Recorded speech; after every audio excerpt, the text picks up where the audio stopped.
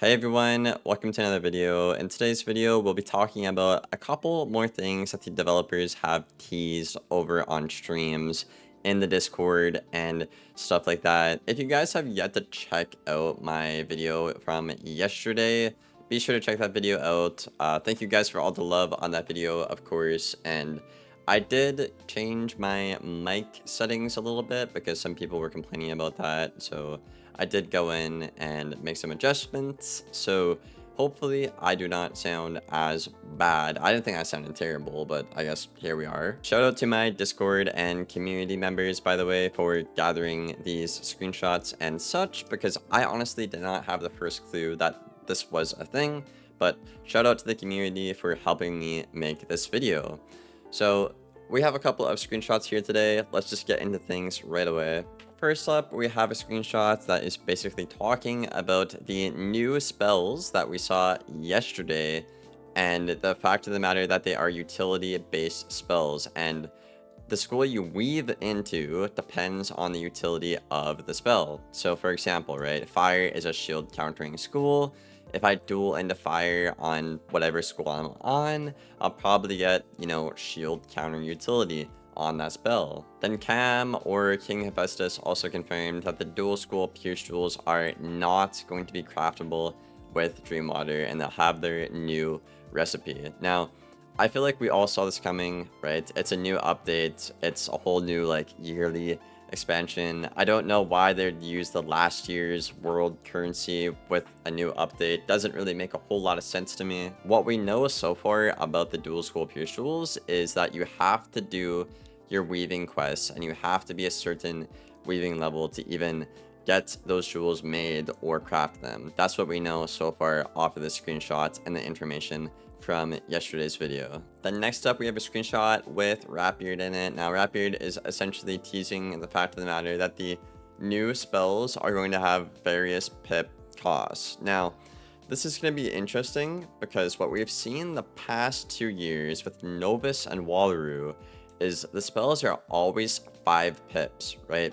Count Crocula on my ice is 5 pips, and the other spell is also 5 pips, which is Deadly Depths. Now, what I predicted and what I'm still predicting to an extent is the top path will be like a pure damage, 6 pip, hopefully. That's what I want. And the bottom path, or bottom paths, multiple, because we have heard that they're going to make a path C for a lot of spells this update and future updates. So for example here, right, we might see a world where top path Deadly Depths is damage, path B is utility with a death pip, and then path C is like a higher pip cost for whatever. The last time they did something like this, I think it was back in Lemuria with Freeze Ray, Dark and Stormy and all.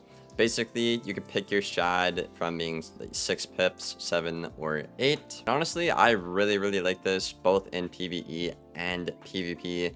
Obviously, it did get banned in PvP, and I really liked this update for Lemuria because you had a lot more flexibility and strategy crafting, at least in PvP, which I thought was great, but they did end up banning them, at least the top paths of the spells, because simply they couldn't bounce the game. Furthermore, Cam says on the bottom path, this is true. So essentially, I was right. The bottom path is going to be higher pip costs, and I think the top path will be like a damage, whatever pip, 6 pip probably. Then the second hit on the myth spell was not able to be shown. And this makes a lot of sense because people are very confused that the myth spell was so weak and so different. I know I personally thought it was an AoE and such, but myth being a double hit spell, it's a good idea, right? We saw double hits be in cards like Minotaur, we've seen it in things like Improbable Gaze, and now we're seeing it yet again here in the next expansion, which is Selenopolis. Also, another thing related to spells, because I've been seeing a lot of hate towards the balance one specifically. The one that we saw was okay. It wasn't as great as the others, in my opinion. But a lot of people are theorizing that, well, it's a chromatic hit. And I feel like the direction KingsIsle's going with balance and Rochambeau, I think that does make a lot of sense. And some people in the community were asking for a chromatic hit for balance, which I think is great. And in the last screenshot here, we have Discord talking to Joel about packs and such, and packs are actually going to be getting a little bit of an update, or at least you're going to be able to see your odds behind getting stuff. So a lot of people go for stuff like Gulchers and, the Chompy Bronto mounts, right? And you can spend hundreds, thousands of dollars like some players. Like me personally, it probably took me about like 700 bucks to get my Chompy Brontos and a couple of Gulchers, which is absolutely unacceptable. And I know for a fact I'm not the only one who's had to deal with this struggle, right? The pack system in Wizard101 is extremely dated and anti-consumer.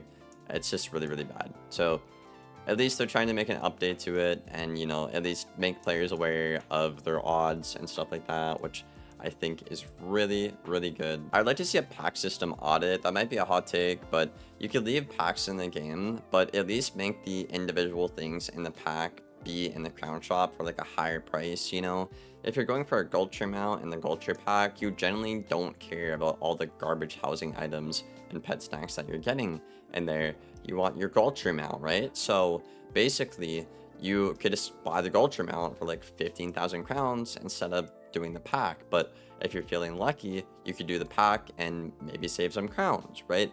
Give the player options and agency to do what they want and make, spending money on the game actually feel good and such. That's great, right? Then in the next point here, we have Cam talking about how you're going to acquire the new spellements, and basically it's just going to follow the same formula it has been for the past couple of years, essentially. So you can either do cantrip chests, which I believe is the best way, no matter where you are in the spiral, or you could also go ahead and do some of the boss encounters. Now, personally, at least in Arc 2, I do not recommend doing the boss encounters, guys, for spellements. They're just really, really grindy, and you don't really get a whole lot back for it. Then furthermore, Cam is talking about fuels and stuff like that. So basically how Mythic Fuel is not a trainable spell. You have to run stuff like the Maple Moose to actually get the fuel. But Myths should have a Mythic Fuel in their main deck and trainable if they want to, because, well, it follows their identity, which I think is a good thing. We have Fire with Fuel, but not Myth with Fuel. Also, we could see stuff like Storm getting like a Storm Fuel Blade, which is really cool, or like a Life with like a Life Fuel Heal Blade. That'd be really cool as well. All right, so there's actually two more things. So I recorded this video, I went out for Thanksgiving, I came back, I was editing the video, then I realized I forgot these two things. So this is Liam in the future, re-editing the video, putting shit back in. Let me stop yapping. Okay, well, there's two more things, very big deals. There is going to be a Jewel Space Elixir. Freaking hallelujah, bro. Oh my god. The community has been waiting for this for quite some time and asking for it for quite some time, right? Because now we're getting dual school Pierce Jewels, and then with the whole pin system, I don't know about y'all, but dude, my Jewel space is to the brink. It's filled. So thankfully, we'll get more space now, which I think is great. Even just like 50 more space would go such a long ways. So really, really good change here. Then we also have Cam confirming test is not this week, and I figured that out, I think, a day or two ago, talking to another dev, which is a bummer. I think a lot of us were expecting it to be this week, but, I guess things happen, right? So it would have to be the week after that and such, but I'm guessing it'll probably roll out to Live Realm, probably like mid-November then, which I'm not sure if that's on time or a bit later than usual. I feel like that's a bit later than usual, but you guys can correct me in the comments below. Anyways, let me cue the actual outro here. If you guys enjoyed the video, leave a like, leave a sub, let me know your thoughts and feedback down there in the comments below. I'm really curious to see what you guys have to say, and again, thank you for all the love on the last video. That video did insanely well. I did not expect it to do that well, so I'm gonna keep that Selenopolis content coming and keep you guys up to date on the meta and what's good, what's worth your time and such. So yeah, without further ado, I'm gonna head out. It's Thanksgiving here up in Canada, so I gotta go see some family. Thanks for being here, and take care, y'all.